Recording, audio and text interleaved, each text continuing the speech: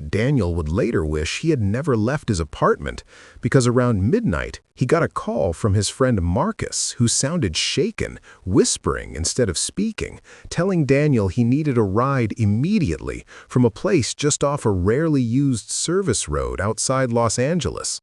And even though Daniel kept asking what was wrong, Marcus wouldn't explain, just repeating, "Please just come get me and don't stop for anything on the way," which Daniel laughed off at first, thinking it was some kind of joke or maybe Marcus was drunk again. But something in his voice felt off, like genuine fear.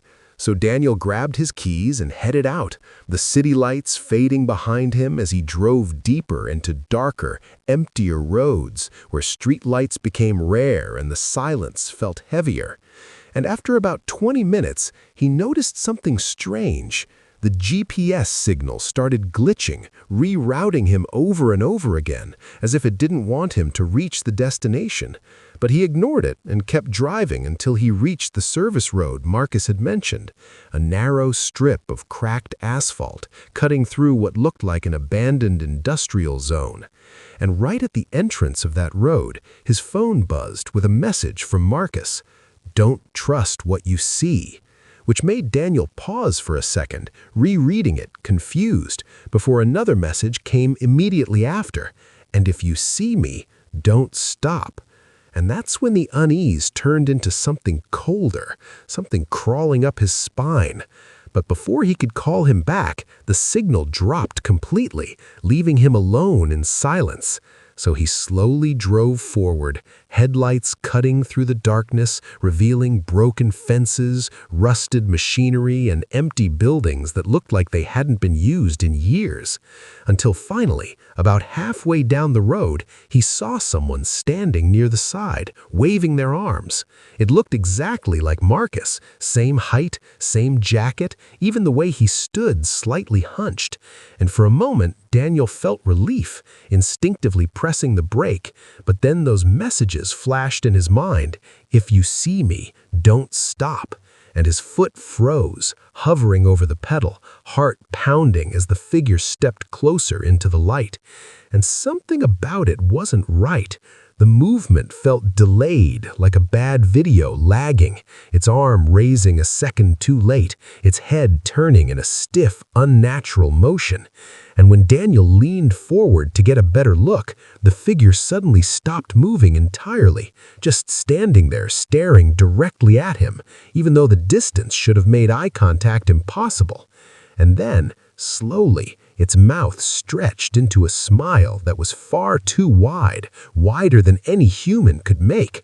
And that was enough. Daniel slammed his foot on the gas and sped past it, refusing to look directly, but catching a glimpse in the side mirror of the thing twisting unnaturally to keep facing him as he drove away, its body bending in ways that didn't make sense.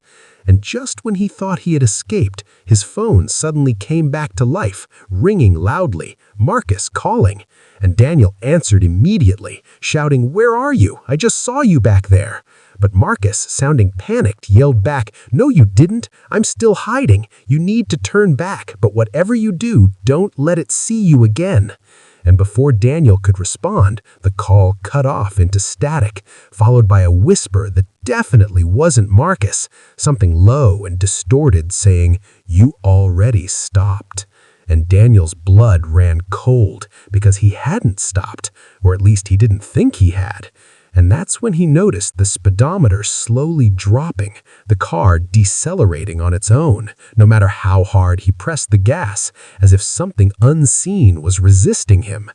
And then, in the rearview mirror, he saw it again, the same figure, now standing in the middle of the road behind him, much closer than it should have been, completely still, except for its head, which tilted slightly to the side, like it was studying him. And then it took a single step forward, and suddenly it was much closer, not walking but skipping distance, like frames missing in reality, each movement bringing it unnaturally nearer. And panic fully took over as Daniel yanked the steering wheel, trying to escape onto another path. But the road seemed to stretch endlessly, the same broken fences and rusted structures repeating over and over like he was trapped in a loop. And then, without warning, the car engine died completely, rolling to a slow stop in the middle of the road, the headlights flickering, plunging everything into near darkness except for brief flashes of light. And in those brief flashes, the figure kept appearing closer each time, far, then halfway, then just a few feet away, until finally the lights went out entirely, leaving Daniel in pitch-black silence, unable to even see his own hands, his breathing loud and uneven.